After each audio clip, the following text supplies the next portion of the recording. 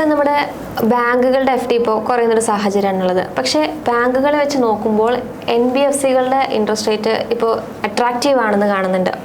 പക്ഷെ നമുക്ക് ഇതിൻ്റെ ഒരു സൈഡ് നോക്കുകയാണെങ്കിൽ ഇപ്പോൾ പല NBFC, അതായത് സ്മോൾ ഫിനാൻസ് ബാങ്കുകൾ, അങ്ങനത്തെയൊക്കെ ബാങ്കുകളിലൊക്കെ നമുക്ക് കുറേ കൂടെ അട്രാക്റ്റീവ് ആയിട്ടുള്ള ഒരു ഇൻട്രസ്റ്റ് റേറ്റ് ആണ് FDക്ക് കിട്ടുന്നത്. ഇതിൻ്റെ ഒരു എത്രത്തോളം അഡ്വാൻറ്റേജ് ഉണ്ട്, അല്ലെങ്കിൽ എത്രത്തോളം റിസ്ക് ആണ് ശരിക്കും നമ്മൾ ഈ NBFCകൾ അല്ലെങ്കിൽ NBFCകളിൽ നമ്മൾ ഡെപ്പോസിറ്റ് ചെയ്യുമ്പോൾ ഉണ്ടാകുന്നത്? ഇത് FD ഇൻസ്ട്രുമെൻറ്റിൽ നമുക്ക് ബാങ്കിൽ നമുക്ക് ഇൻവെസ്റ്റ് ചെയ്യാം. ഈവൻ ബാങ്കിലാണെങ്കിൽ നമുക്ക് നാഷണലൈസ്ഡ് ബാങ്ക് ഉണ്ട്, പ്രൈവറ്റ് ബാങ്ക് ഉണ്ട്, അതേമാതിരി ഇനി ഇപ്പോൾ കോപ്പറേറ്റീവ് ബാങ്ക്സുകളൊക്കെ ഉണ്ട്. അപ്പോൾ ഇവിടെ എല്ലായിടത്തും ഇൻട്രസ്റ്റ് റേറ്റുകളിൽ വ്യത്യാസം ഉണ്ടാവും. അതുപോലെ തന്നെ ബാങ്കിങ് സ്ഥാപനങ്ങളും അതുപോലെ തന്നെ നോൺ ബാങ്കിങ് സ്ഥാപനങ്ങളിലും അവർക്കും ഡെപ്പോസിറ്റ് എടുക്കാം, അല്ലെങ്കിൽ അവർക്ക് ഇനി NCDs തരാം.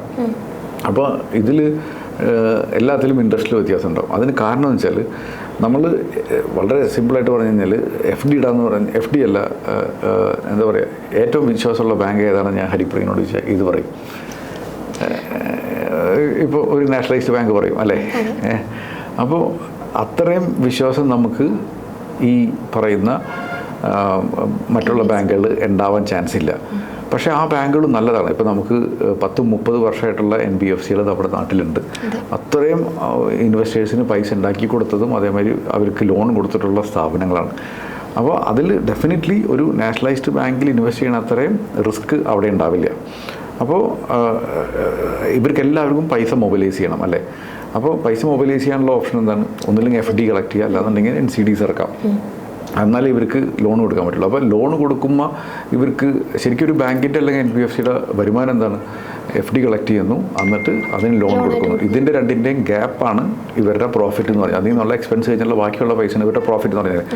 അപ്പോൾ ഒരു നാഷണലൈസ്ഡ് ബാങ്ക് ഒരു 6% FD എടുക്കുന്നു, എന്നിട്ട് അത് 9% പലിശയ്ക്ക് കൊടുക്കുന്നു അല്ലേ. അപ്പോൾ ഇതിന് വേണ്ടിയിട്ട് ആ പലിശയ്ക്ക് വാങ്ങുന്ന ആൾ ഒത്തിരി ഡോക്യുമെൻ്റ് കൊടുക്കണം, ഇവർക്ക് നല്ല ക്രെഡിറ്റ് സ്കോർ ഉണ്ടാവണം, ഇതെല്ലാവരും ഉണ്ടായി അപ്പോൾ ഇയാൾക്ക് 9% റേറ്റിന് കിട്ടും. എന്നാൽ ഒരു NBFC എടുക്കുന്ന സമയത്താണെങ്കിൽ ഇവർക്ക് ചിലപ്പോൾ ഒരു 10% ഒരു FD കൊടുക്കും അല്ലേ. അപ്പോൾ 10% FD കൊടുക്കുമ്പോൾ ഇവർക്ക് എത്ര ശതമാനത്തിന് ലോൺ കൊടുക്കാൻ പറ്റും? അറ്റ്ലീസ്റ്റ് അവിടെയും ഒരു 3% എടുക്കണ്ടേ. അപ്പോൾ ഇവർ കൊടുക്കുന്ന ലോൺ എന്ന് വെച്ചാൽ 13.5% ലോൺ കൊടുക്കുന്നത്. അപ്പോൾ ഈ 13% ലോണ് എടുക്കുന്ന ആൾക്ക് എന്തുകൊണ്ട് അവിടെ പോയി എടുക്കുന്നു? കാരണം 9% നാഷണലൈസ്ഡ് ബാങ്കിൽ നിന്ന് കിട്ടുന്നില്ല. അങ്ങനെ ചിലപ്പോൾ അതിനുള്ള ഡോക്യുമെൻ്റ് ഉണ്ടാവില്ല, അതിനുള്ള ക്രെഡിറ്റ് സ്കോർ ഉണ്ടാവില്ല. അപ്പോൾ ഈ 2 ലോൺ എടുത്ത ആൾക്കാരിലും ആര് ലോൺ തിരിച്ചടയ്ക്കാണ്ടിരിക്കാനുള്ള സാധ്യത കൂടുതലായിരിക്കാം NBFCയിലുള്ളത്. അപ്പോൾ പക്ഷേ NBFCക്ക് അത് മാനേജ് ചെയ്യാനുള്ള കഴിവുണ്ടാവും. ചിലപ്പോൾ എല്ലാവരും നന്നായിട്ട് നടക്കുന്ന ടൈമിൽ എങ്ങാനും നന്നായിട്ട് നടത്തില്ല എന്ന് പറഞ്ഞാൽ ആ പൈസ തിരിച്ചു വരില്ല. അപ്പോൾ പൈസ അധികം തിരിച്ചു വരാണ്ടായി കഴിഞ്ഞാൽ എന്താവും? ആ NBFC പൊട്ടിപ്പോകാൻ ചാൻസ് ഉണ്ട്. അപ്പോൾ ആ റിസ്ക് നമ്മൾ എടുക്കുന്നുണ്ട്. ആ റിസ്ക് എടുത്തിട്ട് അത്രയും നന്നായിട്ട് മാനേജ് ചെയ്യാൻ കഴിവുള്ള, ഇപ്പോൾ ഒത്തിരി ഞാൻ പേരുകളൊന്നും പറയുന്നില്ല, അത്രയും ഞാൻ വളരെ റെസ്പെക്റ്റോടെ പറയണം, അത്തരം NBFCകൾ എത്രയോ കാലം നിലനിൽക്കുന്നുണ്ട്. അപ്പോൾ നമുക്ക് ആ റിസ്ക് നമ്മൾക്ക് മനസ്സിലാക്കണം. അപ്പോൾ അതേമാതിരി ഓരോ പേപ്പറിലും ഇൻവെസ്റ്റ് ചെയ്യുന്ന ടൈമിൽ ഇപ്പോൾ നമ്മൾ ബാങ്കിൽ ഇൻവെസ്റ്റ് ചെയ്യുന്ന ടൈമിൽ നമുക്കറിയണ്ടേ ബാങ്ക് വിശ്വാസമുള്ള ബാങ്കാണോ, നിലനിൽക്കുമെന്ന് അറിയില്ല. അതേപോലെ തന്നെ ഓരോ NBFCയിൽ നമ്മൾ ഇൻവെസ്റ്റ് ചെയ്യുന്ന ടൈമിൽ എൻ്റെ മുഴുവൻ പൈസയാണ് ഇൻവെസ്റ്റ് ചെയ്യണത്. അങ്ങനെയാണെങ്കിൽ ഇറ്റ്സ് ഹൈലി റിസ്ക്. പക്ഷേ എൻ്റെ ഒരു FD ഞാൻ എൻ്റെ അത്തരം ലൊക്കേഷനിൽ എനിക്ക് FD ഇത്ര വേണം തീരുമാനിക്കുന്നത്. അതിൽ FDയിൽ ഇത്ര പൈസ നാഷണലൈസ്ഡ് ബാങ്കിൽ, ഇത്ര പൈസ ഞാൻ ഇത്തരം സ്ഥാപനങ്ങളുടെ എങ്കിൽ ഇറ്റ്സ് എ ഗുഡ് അലോക്കേഷൻ അല്ലേ. FD തന്നെ ഒരു സാധനം ഞാൻ 6% പാർക്ക് ചെയ്തു, ഒരു സാധനം ഞാൻ എന്താ പറയുക ഒരു 9% പാർക്ക് ചെയ്തു. അപ്പോൾ കമ്പൈൻഡ് എൻ്റെ റേറ്റ് അത്യാവശ്യം നല്ലതിൽ കിട്ടും. അപ്പോൾ അതിലെല്ലാം അഡ്വാൻറ്റേജും ഡിസഡ്വാൻറ്റേജ്. നാഷണലൈസ്ഡ് ബാങ്കിൽ അല്ലെങ്കിൽ RBIയുടെ കീഴിലുള്ള ബാങ്കുകളാണെങ്കിൽ എനിക്ക് 5 ലക്ഷം വരെ ഇൻഷുറൻസ് ഉണ്ട്, ഇവിടെയാണെങ്കിൽ അതില്ല.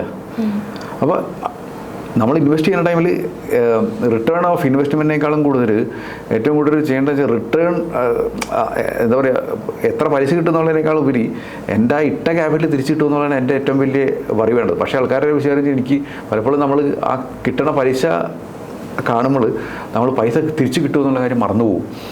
അപ്പോൾ അങ്ങനെ മറക്കാതെ ഒന്ന് പ്ലാൻഡായിട്ട് ഇൻവെസ്റ്റ് ചെയ്യണമെന്നുണ്ടെങ്കിൽ നല്ലതാണ്. അപ്പോൾ NBFC is A very good ഇത് ചെയ്യണത്. പക്ഷേ ആസ് എൻ ഇൻവെസ്റ്റർ നമ്മുടെ എത്ര രൂപ അവിടെ പാർക്ക് ചെയ്യണം എന്നുള്ളൊരു ഡിസിഷൻ ഉണ്ട്. അതാണ് ഏറ്റവും ഇമ്പോർട്ടൻ്റ് ആയിട്ടുള്ള കാര്യം. ഇതും ഒരു ഇൻവെസ്റ്റ്മെൻറ്റ് വെഹിക്കിളായിട്ട് കണ്ടിട്ട് ഇൻവെസ്റ്റ് ചെയ്യണമെങ്കിൽ വളരെ നല്ലതാണ്. ഇനി ഒരു പർട്ടിക്കുലർ NBFCയുടെ ഒരു FDO അല്ലെങ്കിൽ NCDയിലോ ഇൻവെസ്റ്റ് ചെയ്യുന്ന ടൈമിൽ നമുക്ക് ആ പർട്ടിക്കുലർ NBFCനെ കുറിച്ചിട്ടുള്ള ധാരണ ഉണ്ടായിരിക്കണം. അത് ചിലപ്പോൾ നമ്മുടെ ലോക്കലായിട്ടുള്ള NBFCകളൊക്കെ പറ്റി നമുക്ക് ഏകദേശം ഒരു ധാരണ ഉണ്ടാവാൻ ചാൻസ് ഉണ്ട്. ചിലപ്പോൾ നോർത്ത് ഇന്ത്യയിലത്തെ ഒരു കമ്പനിയാണെങ്കിൽ നമുക്ക് ചിലപ്പോൾ ധാരണ ഉണ്ടാവാൻ ചാൻസ് ഇല്ല. ചിലപ്പോൾ ഇവിടുത്തെ നമുക്ക് വിശ്വാസമുള്ള കമ്പനിയേക്കാളും സ്ട്രോങ് ആയിട്ടുള്ള കമ്പനി ആയിരിക്കും അവിടുത്തെ കമ്പനികൾ. പക്ഷേ നമുക്കതെങ്ങനെ അറിയാൻ പറ്റും? അപ്പോൾ അത് അറിയാൻ സംശയം ഉണ്ടെന്നുണ്ടെങ്കിൽ നമുക്ക് ചെയ്യേണ്ട കാര്യം വെച്ചാൽ എനിക്കൊരു ഫിക്സഡ് ആയിട്ടുള്ള ഹയർ റേറ്റ് കിട്ടണമെന്നുണ്ടെങ്കിൽ അതിന് മ്യൂച്വൽ ഫണ്ട് ഉണ്ട്. കോർപ്പറേറ്റ് ബോണ്ടുകളിൽ നിക്ഷേപിക്കുന്ന ഡെറ്റ് ഫണ്ടുകളുണ്ട്. അതിൽ ഇൻവെസ്റ്റ് ചെയ്യുക. അതിലാകുമ്പോൾ 50 തൊട്ട് 100ഓളം ഡിഫറെൻറ്റ് പേപ്പറിലായിരിക്കും ഫണ്ട് മാനേജർ റിസർച്ച് നടത്തിയിട്ട് ഇൻവെസ്റ്റ് ചെയ്യണത്. അപ്പോൾ നമ്മളെക്കാളും റിസർച്ച് നടത്താനുള്ള പ്രൊഫഷണൽ കേപ്പബിലിറ്റി ഉണ്ടാവും, എക്സ്പെർട്ടൈസ് ഉള്ള ആളെ നമുക്ക് വേണ്ടി മാനേജ് ചെയ്യണം. അതും അടുത്ത മെത്തേഡിൽ നമുക്ക് ഇൻവെസ്റ്റ് ചെയ്യുന്ന ഒരു മോഡലാണ്.